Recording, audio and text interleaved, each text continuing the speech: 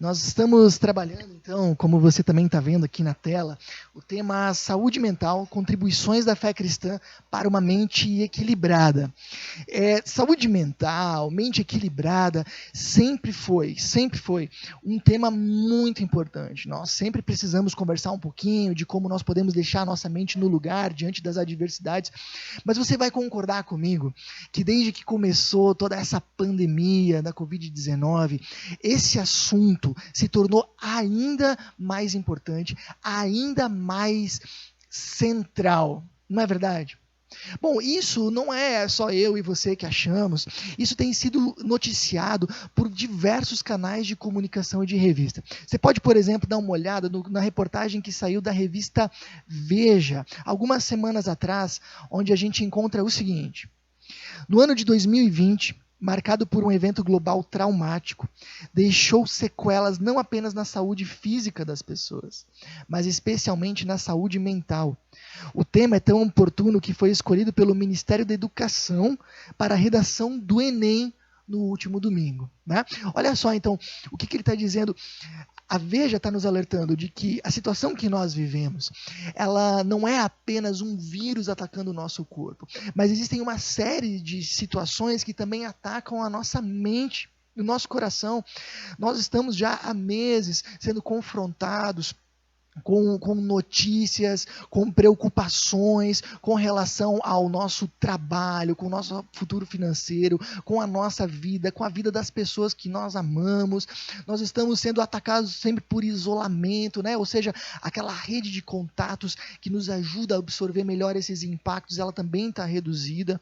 Bom, isso faz com que a saúde mental ela seja um tema ainda mais central, tanto é que foi abordado inclusive no Enem. Foi o tema escolhido pelo Ministério da Educação.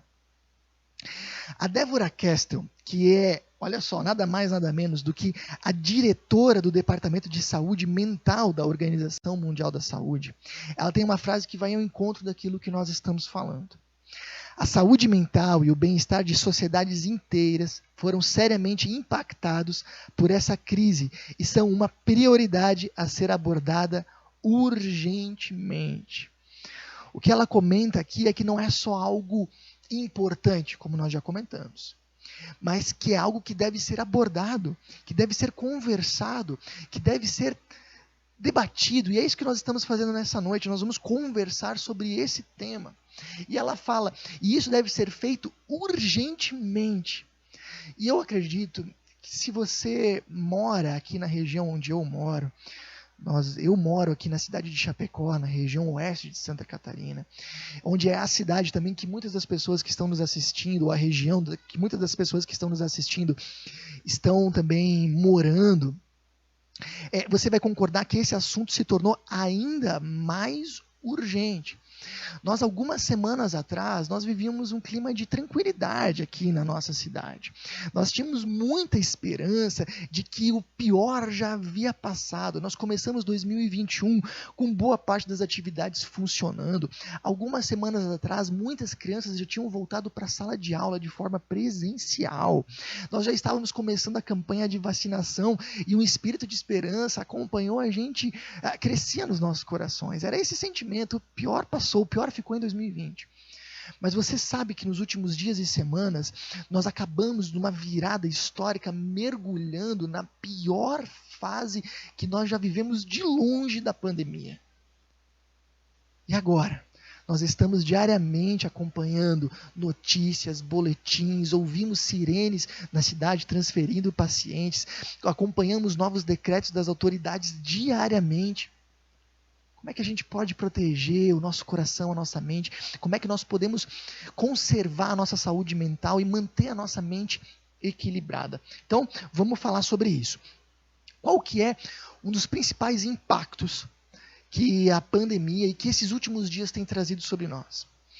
A Folha de São Paulo responde. Ela publicou recentemente uma pesquisa que foi feita com diversas nações. E entre todas as nações, o Brasil apresentou o primeiro lugar em casos de ansiedade. E se eu vejo também aqui no nosso local, não é só uma questão de Brasil, né, que agora, então, de acordo com a Folha de São Paulo, ele é campeão de ansiedade no mundo na pandemia.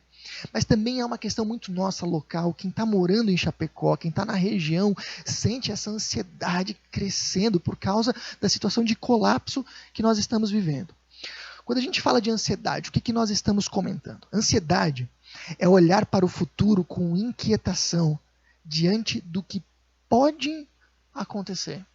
Você entende muito bem o que é esse sentimento, né? É olhar para frente e ficar pensando, e agora? O que será que vai acontecer? Será que essa doença vai entrar na minha casa? Se entrar, será que nós vamos ter atendimento ou não? Mas a ansiedade não tem a ver só com pandemia. Às vezes ela pode ter a ver com o nosso trabalho. Será que esse projeto vai dar certo ou não vai? Ela pode ter a ver com os nossos relacionamentos. Será que essa crise conjugal que eu estou passando, será que ela vai passar ou não? Ou seja, sempre que a gente olha para o futuro com inquietação, nós estamos falando de ansiedade. E a pergunta que a gente vai tentar responder é essa: como combater a ansiedade e reequilibrar a mente? Grande pergunta, não é? Vamos falar disso então. Você já ouviu falar de paz interior? Já ouviu falar?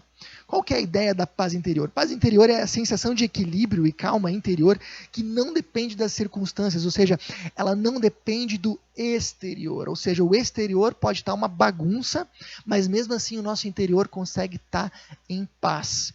Essa é a ideia da paz interior, você já deve ter ouvido falar disso. E se você já ouviu falar disso, você deve saber que é exatamente isso que a gente precisa.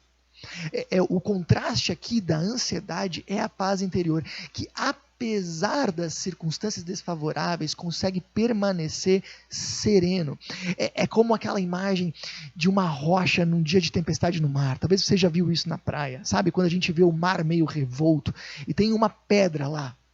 E aí vem a onda do mar e a onda explode naquela pedra, assim, e voa água para tudo que é lado, e a água cobre inteiramente aquela pedra. E toda aquela explosão da onda na pedra, às vezes faz a gente pensar, pronto, agora a pedra voou longe, né?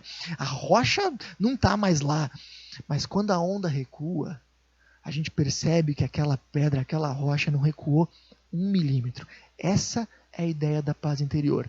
Não importa o quanto as ondas batam no nosso coração, não importa o quanto os nossos dias estejam agitados, nós conseguimos permanecer estáveis, seguros. Você gostaria disso, não gostaria? A Bíblia também vai falar de paz interior, sabia? Ela aborda ricamente esse tema. Só que normalmente ela não usa a palavra paz interior. Na Bíblia, esse termo normalmente aparece como paz de Deus, porque para a sabedoria milenar bíblica, esse tipo de paz, ela não vem de nós mesmos, ela não pode ser conquistada pela educação dos nossos sentimentos, ela não pode ser simplesmente conquistada por alguma técnica de meditação, ou seja lá qual for. Essa paz, ela só pode ser realmente vivida se nós desfrutarmos de uma íntima conexão com o nosso Criador. Interessante parar para pensar nisso, né? E aí você percebe alguns contrastes.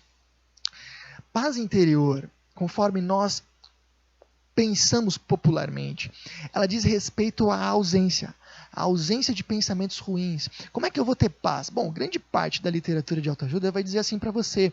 Bom, para você ter paz interior, você tem que afugentar os pensamentos ruins, você tem que procurar não pensar naquilo que é negativo, você tem que focar naquilo que é positivo. Então, paz interior tem a ver com ausência. Para a Bíblia, a paz interior tem a ver com presença. É o contrário. Ela não tem a ver com a ausência dos sentimentos ruins ou dos pensamentos negativos, mas a paz interior para a Bíblia, ela tem a ver com a forte convicção de que Deus está junto conosco, cuidando de nós. Então perceba, enquanto no sentimento popular paz interior tem a ver com ausência, na vida cristã, para a Bíblia, paz interior tem a ver com presença. Isso traz uma diferença enorme no dia a dia. Porque se a paz interior ela tem a ver com negar pensamentos ruins, evitar pensar naquilo que nos causa problema, ela traz uma paz muito frágil e muito superficial. Em algum momento a gente vai ser confrontado com a realidade, a gente não vai mais conseguir negar essa realidade, a nossa paz vai embora. Agora, a paz, de acordo com a sabedoria bíblica, ela leva muito a sério a realidade, ela não nega os problemas, mas a sensação de que nós estamos sendo guardados e protegidos e cuidados é maior ainda do que os problemas que estão ao nosso redor. É algo parecido, por exemplo, com as crianças. Você tem filhos, você deve imaginar o que eu estou falando. Você vai ver seus filhos de noite dormindo, e eles estão dormindo um sono pesado e tranquilo. Não porque eles não têm preocupações, eles têm. Eles têm as preocupações deles. Mas eles sabem que existe alguém cuidando deles, e essa sensação traz um conforto maior do que qualquer preocupação que eles possam ter. É basicamente isso que a Bíblia traz. Essa paz interior, que a Bíblia chama de paz de Deus, então, Jesus fala dela e Jesus experimenta dela. Os seguidores de Jesus, eles também falam dela e também experimentam dela. E um desses seguidores em especial, que é o Paulo, o apóstolo Paulo, ele investe tempo explicando para nós um pouco do que é isso e nos dá algumas pistas importantes de como nós podemos viver essa paz interior. Paulo, em Filipenses 4,12, ele diz o seguinte: aprendi o segredo de viver contente em toda e qualquer situação. Basicamente isso, né? Não importa se a situação está boa, não importa se a situação está ruim, ele aprendeu o segredo de ficar tranquilo, o segredo de ficar bem, o segredo de ter paz, independente do seu exterior. E isso que o Paulo, ele não estava exatamente assim, olha, numa casa de férias, na praia, tranquilo. Não. Pelo contrário, o Paulo estava preso justamente por pregar o evangelho. E ele estava em prisão domiciliar, aguardando para ver se o imperador do Império Romano na época iria sentenciar ele à morte ou não. E depois, de fato, ele é sentenciado à morte. Então ele está preso, esperando a sua sentença. E de certa forma, grosso modo, a gente percebe que a realidade dele não é muito distante da nossa, percebe? Ele está preso numa casa com a sua liberdade bastante restrita, muito mais do que a nossa, e ele também está respirando esse ar de vida ou de morte, vou viver ou não. É talvez a nossa situação, mas ainda mais grave. Bom, e algo que ele diz aqui que é muito importante, mesmo para ele que vive com Deus, ele teve que aprender o segredo dessa paz. Ele aprendia o segredo de viver contente em toda e qualquer situação. Ou seja, viver com a paz interior que vem do próprio Deus e que nos guarda é um aprendizado.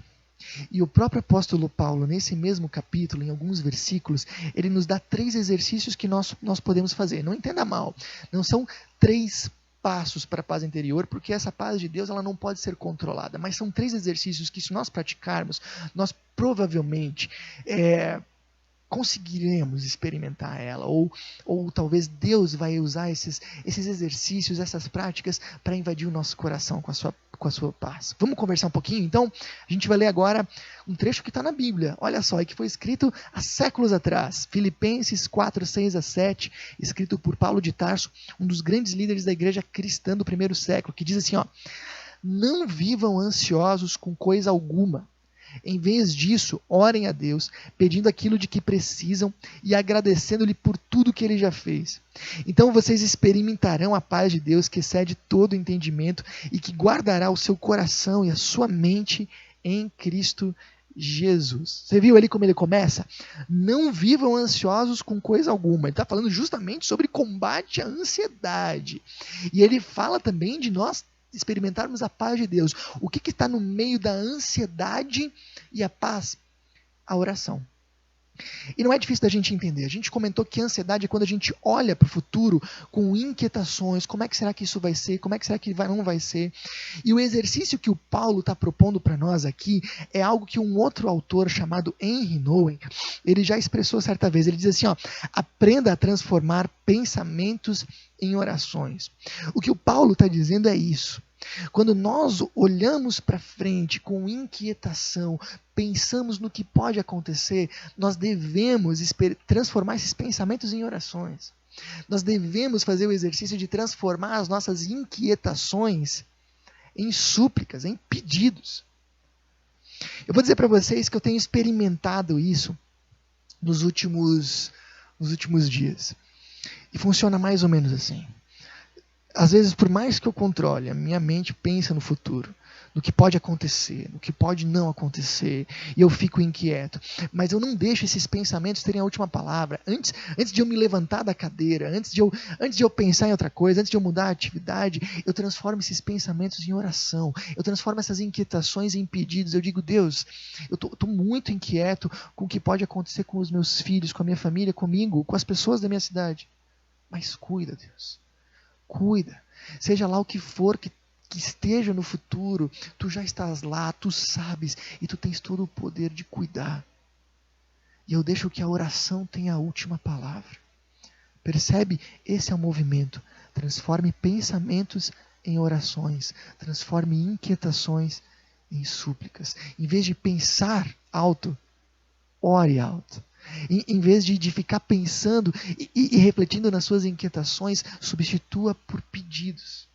E isso com certeza vai ser uma grande ajuda, uma enorme ajuda, para que você comece a experimentar essa paz que Deus nos dá e que aqui o apóstolo Paulo tem experimentado.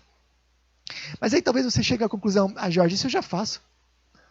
Eu estou todo dia pedindo pela minha família, pedindo pela saúde das pessoas, pedindo pela minha cidade, mas eu ainda tenho um coração preocupado. Eu ainda não me sinto em paz. O que eu faço? Isso é muito normal. Muitas vezes a gente faz essas orações, nós pedimos para Deus, mas ainda não conseguimos sentir paz.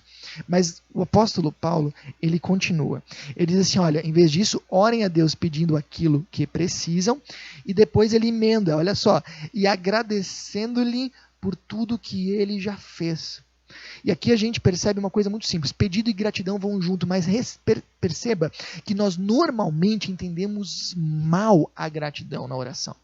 A gente normalmente pensa que nós pedimos algo para Deus e aí, depois de alguns dias, quando nós ganhamos aquilo que nós pedimos, então nós agradecemos por aquilo que nós pedimos. Afinal de contas, senão Deus vai pensar que nós somos ingratos.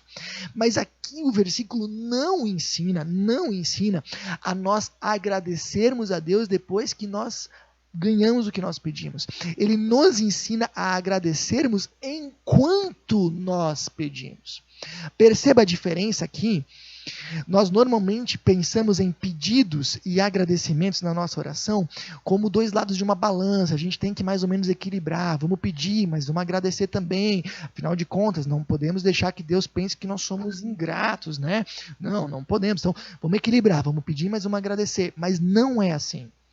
A ideia é que os agradecimentos, eles funcionam como uma base para os pedidos. Eles dão sustentação para os nossos pedidos. Deixa eu explicar isso para você. Imagina aqui comigo, por exemplo. Nós pedimos, fazemos os nossos pedidos a Deus. Mas aí a gente fica naquela dúvida, vem cá, será que esse Deus vai atender mesmo ou não?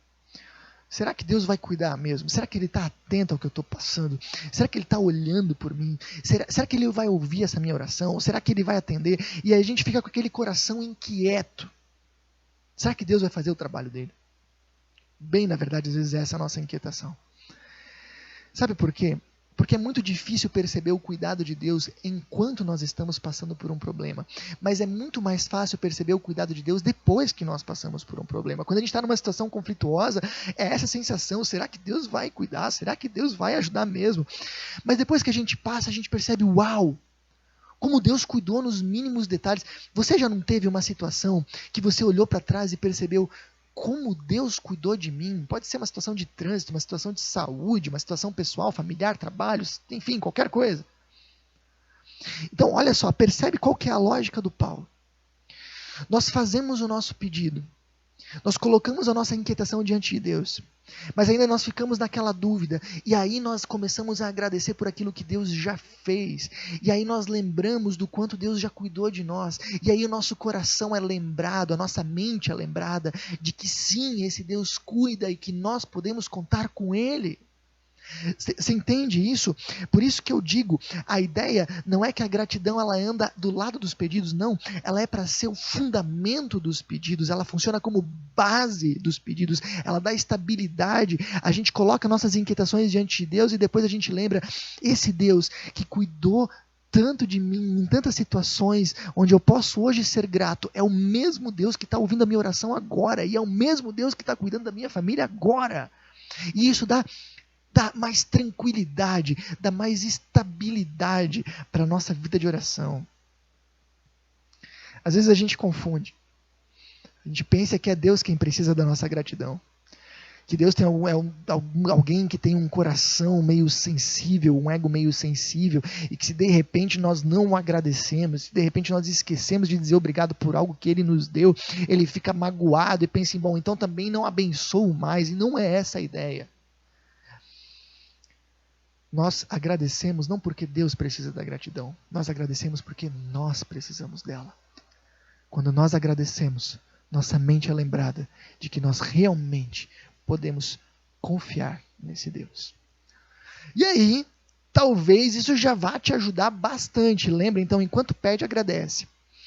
E aí você vai ser relembrado de tantas e tantas vezes que Deus cuidou de você, e você vai ser convidado a confiar no cuidado dele adiante. Mas talvez você ainda vai chegar na conclusão, não, Jorge, mas eu peço, eu agradeço, mas mesmo assim o meu coração ainda não tem paz, o que eu faço? E o apóstolo Paulo coloca mais um exercício que está em Filipenses 4, 8-9, versículo logo seguinte do que a gente acabou de ler, que diz assim, ó: por fim, irmãos, quero lhes dizer só mais uma coisa: concentrem-se em tudo que é verdadeiro, tudo que é nobre, tudo que é correto, tudo que é puro, tudo que é amável e tudo que é admirável.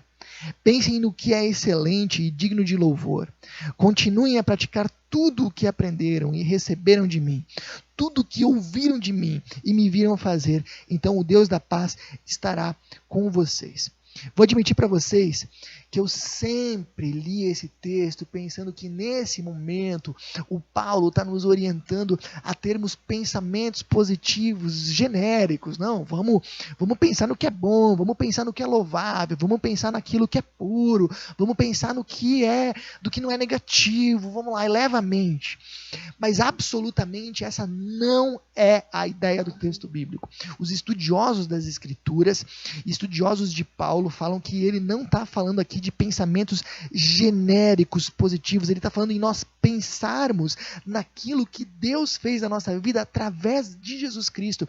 Quando ele está falando em algo puro, em algo elevado, em algo louvável, em algo amável, ele não está pensando em qualquer coisa, ele está pensando no que Deus fez na nossa história, na nossa vida em Jesus. E olha só que interessante, você sabe, o Novo Testamento ele foi escrito em grego, e a palavra grega aqui para pensar é logisdomai, que é uma palavra usada por contadores na ideia de calcular, de pensar com atenção e demoradamente. Sabe quando você senta em frente a uma planilha financeira e você observa cada detalhe?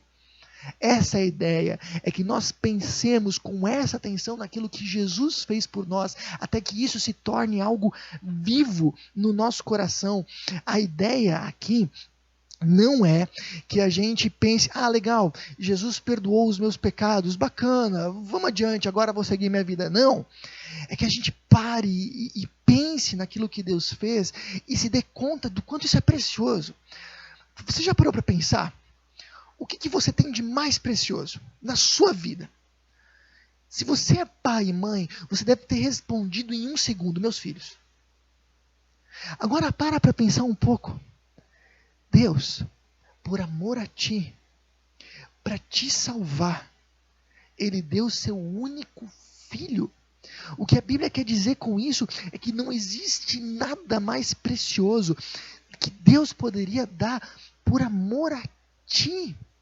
E Ele fez isso por mim e por ti quando nós ainda éramos injustos, vivíamos longe dEle, vivíamos afastados dEle. Ele não fez isso porque nós merecíamos de jeito nenhum, Ele fez isso porque Ele nos amava e nos ama de um jeito que a gente não consegue nem compreender. E olha só, esse Jesus, Ele trocou de lugar conosco. Quando Ele morreu numa cruz, Ele estava trocando de lugar com a gente e estava sofrendo na sua pele o castigo que era para ser nosso. Ele sentiu uma dor dilacerante, uma vergonha constrangedora. Ele sentiu um vazio espiritual enorme para que nós pudéssemos viver com Deus. Você sabe que o único lugar da Bíblia que Jesus não chama Deus de Pai é na cruz, quando ele diz, Deus meu, por que você me desamparou? E ali a gente entende que Jesus experimentou uma distância enorme de Deus, ali ele perdeu a sua paz para que você pudesse ganhar. Pense nessas realidades um pouco. Esse Jesus, ele fez tudo isso e ele ressuscitou para conduzir você a uma vida onde um dia não haverá mais choro, doença, lágrima, tristeza, saudade, perda, nada. E se isso realmente é verdade, isso muda completamente a maneira de nós vivermos e enxergarmos a vida, inclusive as nossas preocupações. Se isso é verdade, então as coisas ruins, elas são transformadas em coisas boas. Deus mesmo faz do que é ruim nascer coisas boas. Se isso é verdade, as coisas boas jamais nos serão tiradas. O amor de Deus nunca vai ser nos tirado por nada. E as melhores coisas ainda estão por vir. Percebe? Enquanto na ideia da nossa cultura, paz interior tem a ver com nós pensarmos menos nas coisas, na Bíblia, a paz interior tem a ver com nós pensarmos mais nas coisas, mas pensarmos da maneira certa. Sabe, em vez da minha mente, da tua mente, ela ficar devaneando nessas inúmeras preocupações, invista tempo consciente em ficar pensando e refletindo em quem Deus é, no que Ele fez por ti, no quanto Ele te ama. E você vai ver que pouco a pouco essas realidades vão derretendo, que nem quando a gente joga água quente no gelo. Vocês sabem, tem uma pessoa que eu acredito que experimentou isso de uma maneira extraordinária através desses exercícios. Se chama Horatio Spafford. Ele viveu no final do século XIX, início do século XX. E o Horatio, ele perdeu tudo num grande incêndio que teve na sua cidade, na cidade de Chicago. Ele perdeu tudo o que ele tinha. Você já imaginou você perder tudo o que você tinha de um dia para o outro? Foi o que aconteceu com esse camarada. Então, para reconstruir a sua vida, ele decidiu se mudar para a Inglaterra. Só que por algumas questões aí deles, a esposa e as filhas, as 4 filhas, foram num navio antes dele. Elas embarcaram num navio e foram para a Inglaterra, enquanto ele permaneceu nos Estados Unidos para resolver as últimas coisas. E o navio onde a esposa e as filhas estavam bateu em outro navio numa tragédia marítima e naufragou. E nesse acidente, as 4 filhas desse homem faleceram. E só sobreviveu a sua esposa. Quando ele fica sabendo da tragédia, ele pega um navio e vai para a Inglaterra. E enquanto ele está nesse navio, ele compôs um hino que é muito cantado ainda em igrejas mais tradicionais. Talvez você conheça, é um hino que diz assim, ó, se paz a mais doce me deres gozar, se dor a mais forte sofrer, ó seja o que for, tu me fazes saber que feliz com Jesus sempre sou. Sou feliz com Jesus, sou feliz com Jesus, meu Senhor.